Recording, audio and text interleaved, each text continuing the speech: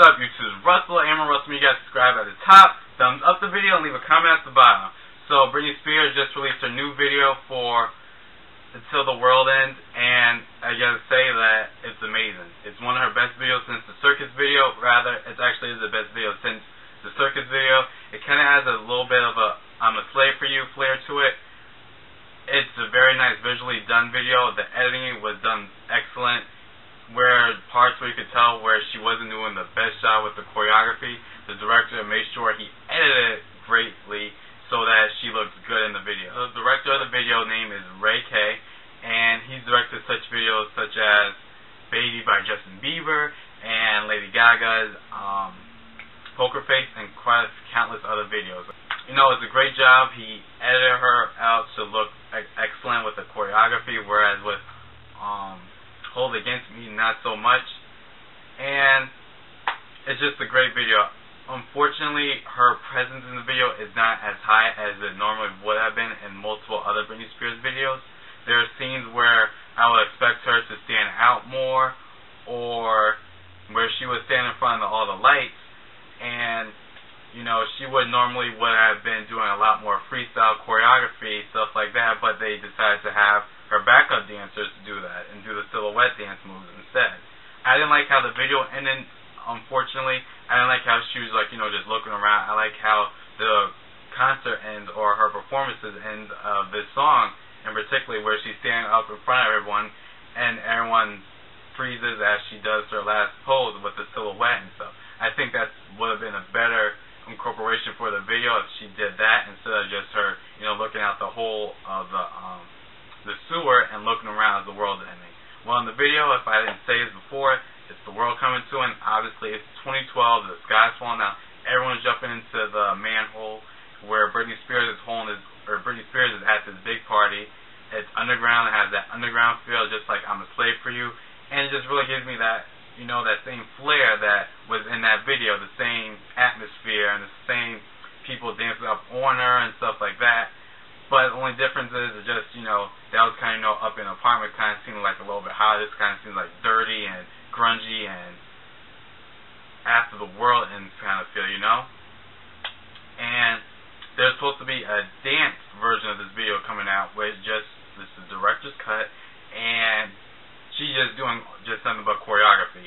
I don't know if that's such a great idea for the choreographer to make that decision to do that, or for the director or Britney Spears, because what we've seen with her choreography on stage is not that great, and for it to be less of a story and more of a choreography thing is going to be kind of scary, because what we've seen on live, it wasn't good at all. And what I've seen from the video, there's a lot of editing and camera trickery and smoke and mirrors to try to distract her lack of dance. And so for it just to be strictly about the choreography, I'm kind of iffy about it. Hopefully it works out for the best for her. I must say this video might be nominated for Video of the Year at the 2011 VMAs. I'm rooting for you, Britney. It's a great video from you, on your part. And word on the street is that Nicki Minaj and DJ Pauly D might be your opening acts for your tour, which is a great, this is a good look for the two of them, because it's going to widen their audience from just being Jersey Shore and hip-hop fans. It's going to make it Britney Spears fans, and her fans go hard. We all know that Circus sold out like all the arenas and concerts that she had, all of them basically sold out. So for them to be a part of that, if they are, it's a good look. It's going to widen their fan base, rather. It's going to make them much bigger than what they are right now. On to other news about Nicki Minaj. She is in the beef, started a new song called, or rather a verse, and people are calling it Tragedy, and she's dissing Lil Kim. Some things that she did mention was how Lil Kim was, you know, she was big in the 90s and now she's not, and how Lil Kim sold her mixtape on PayPal. My thing with the PayPal thing is, at first I'm like, that's the dumbest thing. When you think about it, step back. When you sell your mixtape on the internet and have at different mixtape websites, because obviously most mixtapes are not going to be sold at iTunes.com, regardless of how big you are. Was Chris Brown's I'm not sure if Chris Brown's album was sold on iTunes, but most mixtapes are not sold at, such places like that. They're sold on different websites. For Lil Kim to say, hey, let me take the middleman out of this picture and let it just be about me and my fans, and we interact like this instead of it being this, and having this huge space of all these different people that are going to have to get paid, because if you buy from a website, the website gets a portion of that fee, and then she gets that portion of the fee that gets dispersed amongst all the people who worked on the album.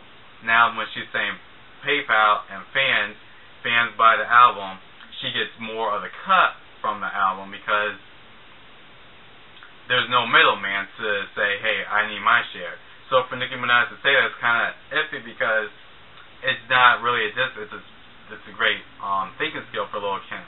And also, she didn't come hard on the song as hard as she did with Roma's Revenge. Roma's Revenge, she went really hard on it. I think her flow on this one was a little bit too animated, too cartoony, and she didn't bring it enough for me. And just the fact that it was so late, and the song for Black Friday already came out months ago. It came out almost 5 months ago or so. For her to try to do something to say, hey, I want to say something now, it's kind of a little too late. And Nicki Minaj, I don't like the fact that you're still dissing her and she's still dissing you. It's kind of childish for the both of you, because when you guys fight each other, nothing good happens. There's less categories for the female rappers out there. You guys are making it harder for other female rappers to get out there. Everyone wants to say, oh, she's trying to be this person, blah, blah, blah. And when there's only 3 of you left and you guys are fighting each other, there's not going to be enough space for categories to open up for best female rap, blah, blah, blah. For instance, at the Grammy, they used to have a best female rap album category or best female rap song, I forget which one. And it was only for a good 2 years that was open. If these ladies were to conjoin and help each other out, even though that's what Lil Kim said she tried to do with Nicki Minaj and blah, blah, blah, it didn't help. It's not helping them now when they're fighting, because then when there's only one, they're competing against the guys and not competing against each other. And when you're competing against the guys are more likely going to fill up the category before the female is. So they should think about that next time they decide to make beef with each other or make another beef track or whatever. And lastly, I have to talk about Teen Mom. I was watching it. I'm kind of disappointed in a couple of the girls. Janelle says she's over her boyfriend, her ex-boyfriend, Kiefer, but I was watching TMZ and she was fighting another girl on camera, and Kiefer was standing there and they said Kiefer and her are still together, so obviously she's not over him. He's a loser. He's doing nothing. He's not doing anything good. She stole two of her mom's credit cards and charged like almost $700 or more on this guy. And he's snorting coke. He got her arrested. All this different stuff. Kristen, I believe her name is, her boyfriend, ex-boyfriend rather, Joe. I feel as though a lot of people are getting mad at her for getting a new guy while she was still living in his house. I understand that, but the thing also is that he also broke up with her. So people are forgetting that, their relationship ended because he was cursing at her all the time. He wasn't being emotional. He wasn't there emotionally for her, and he's the one who broke up with her. So why would she stay with him? And I understand where the mom was coming from, because she's like, she doesn't want her to get pregnant again with someone else's baby. So I understand that. I feel sorry for Leah and Corey. I hope the best for them. And as for Chelsea, she's a dumbass. Why are you going to get back with Adam? He's using you. He was living in your house. He claims he's not living at home with them, but he's living with his parents, and yet he's still there all the time. He said, I forget if he said 2 months or 2 years ago, the last time he cheated. He's just not a good guy for her. It's unhealthy for her to be in a relationship where you're constantly fighting. It's better off that you guys stay separated and not together than for you guys to constantly fight and bicker with each other every other day in front of your child. It's more healthy for your child to see you guys interact good with each other than fighting every other day. And thank you guys for watching. This is Russell and Russell. You guys check out my friend's blog. It's called